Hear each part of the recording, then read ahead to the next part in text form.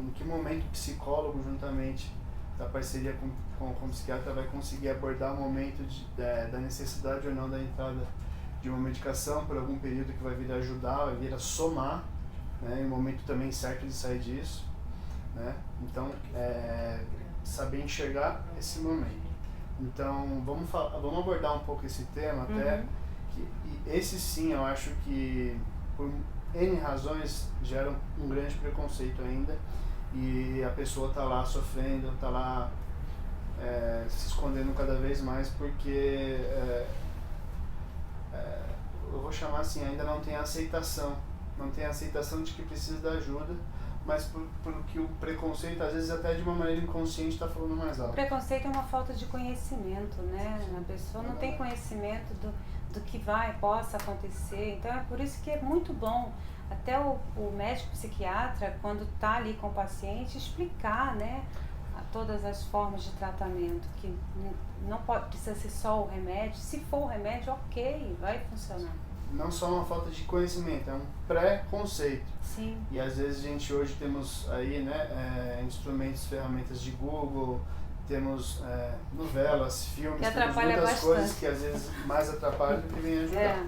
Né? Então aí vem o preconceito, ter uma ideia distorcida do que a pessoa já vem com um rótulo, olha, eu sou isso, eu tenho aquilo, eu sou ansioso, eu tenho crise de pânico, e às vezes não é, né? A gente vai fazer essa avaliação e não é o que a pessoa viu lá no Google, porque algumas patologias, elas se encaixam uma com a outra, né? Exato. Tem o mesmo sintoma, mas isso não quer dizer que seja uma doença, né?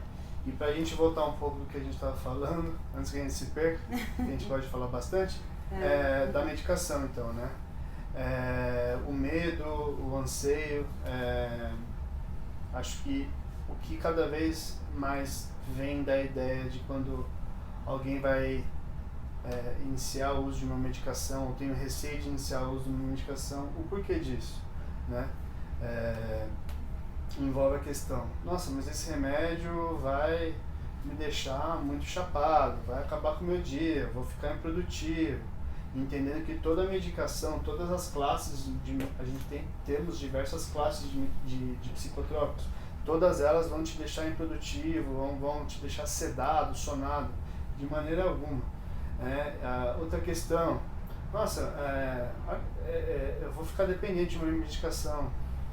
A pior coisa do mundo, a gente vê aí casos de adicção, né, de substâncias ilícitas, do cigarro, bebida, e eu vou ficar dependente de uma medicação. Entenda-se que existem medicações dentro quando eu falo psicotrópico, é medicação psiquiátrica, tá? Então existem psicotrópicos que sim, no uso crônico vem a causar dependência, quando a gente entra naquela gama dos famosos benzodiazepínicos, que são os calmantes, né, os ansiolíticos. Quando a gente ouve muito PAN aí na vida, os clonazepams, os diazepams, alprazolam, sim, no uso crônico. O famoso tarja preta, né? O famoso tarja preta, receitinha azul, né? Esses sim vão ocasionar num período mais longo de uso a dependência, bem como outro efeito muito significativo a gente observar é a questão da cognição. O paciente vai perdendo um pouco disso, né? A memória, o foco, a atenção vão identificando um pouco.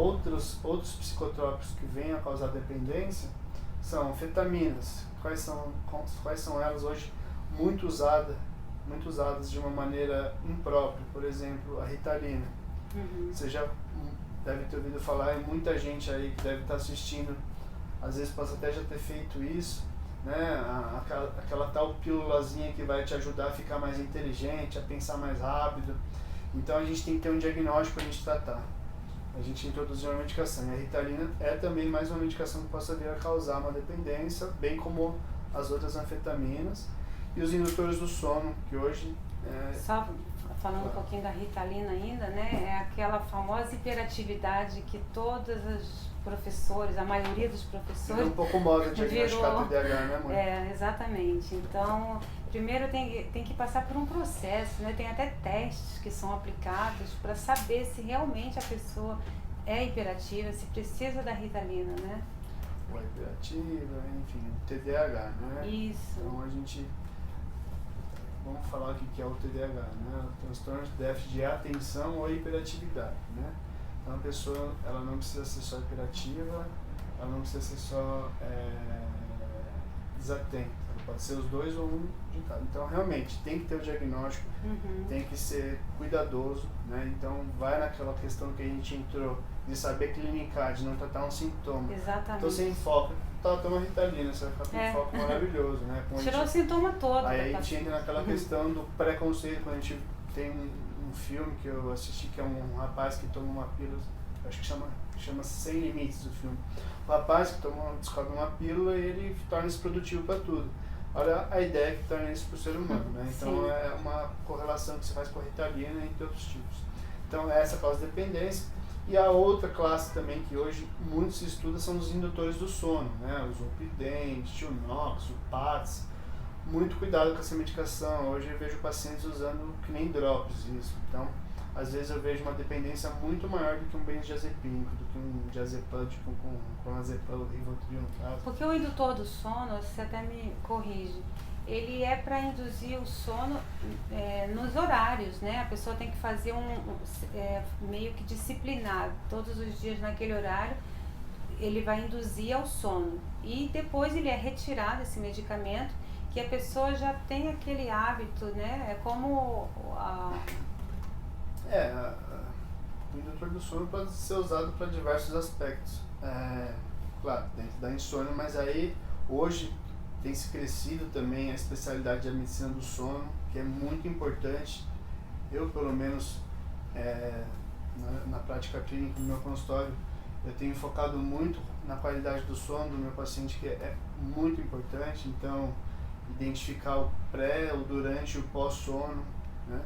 E aí, quando a gente vai falar de uma medicação para induzir o sono, quando a gente fala de um indutor do sono, é para induzir, não vai servir para manter um sono. Uma pessoa que chega com uma queixa, eu não consigo manter o sono, acordo muito durante a noite. O indutor do sono inicialmente não vai ser a medicação mais correta. Ele não chega no sono no zen profundo, né? Para a gente entender e falar se a pessoa não atinge o sono REM ou se tem outras questões orgânicas, o sono REM, ou se tem outras questões orgânicas do sono, aí sim, por isso que eu estou falando dessa importância da medicina do sono, que a gente vai entender que a gente tem uma insônia orgânica ou a gente pode ter uma insônia exclusivamente emocional.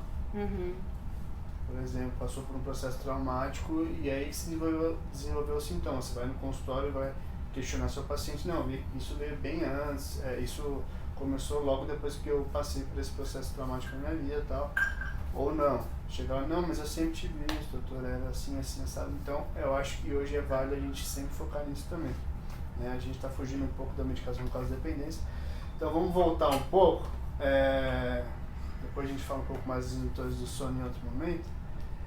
Vão ter vários tópicos aí pra gente tópicos, esclarecer, né? Sim. Então, assim, o que a gente estava falando o que gera o receio para o paciente procurar o psiquiatra na questão medicamentosa. Quando a gente vai falar de um antidepressivo, de um estabilizador de humor, de um antipsicótico, essas medicações não causam dependência. O que acontece, que às vezes pode se entender como uma dependência, é quando é um uso que o paciente, digamos, faz errado, por exemplo. Pega um paciente que nunca fez uso de uma medicação, e a gente vai indicar a medicação, porém orienta. Olha, mesmo você ficando bem, você vai ter que fazer uso dessa medicação entre 3 a 6 meses, pensando, por exemplo, num antidepressivo para um quadro de ansiedade ou depressão. A pessoa inicialmente fala, ok, passou um mês, a pessoa traz o adoecido traz uma resposta positiva, principalmente no que o remédio vai agir, que é na sintomatologia, no sintoma, na consequência. Nossa, mas por que ele vou tomar 6 meses? Então eu vou tirar. Se eu já estou bem, né? E esse é o grande erro dos pacientes de primeira viagem, de primeiro tratamento. E é importante a psicoterapia acompanhar, porque às vezes eles trazem para o psicoterapeuta, não levam para o psiquiatra. E aí a gente informa, esse é um tratamento, você não deve tirar o medicamento abruptamente, sem a consulta do médico. Então a gente informa também esse cuidado que ele tem que ter, né?